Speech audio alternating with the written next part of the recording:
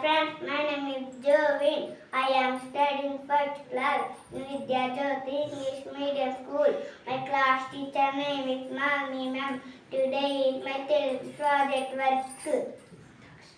ఒత్తు అక్షరాలు మాటలు ఖ అఖిల ఖైదు కేరం ఖ గంట ఘోష నిఘంటువు ఛ చండి చదనం ఛాయ జ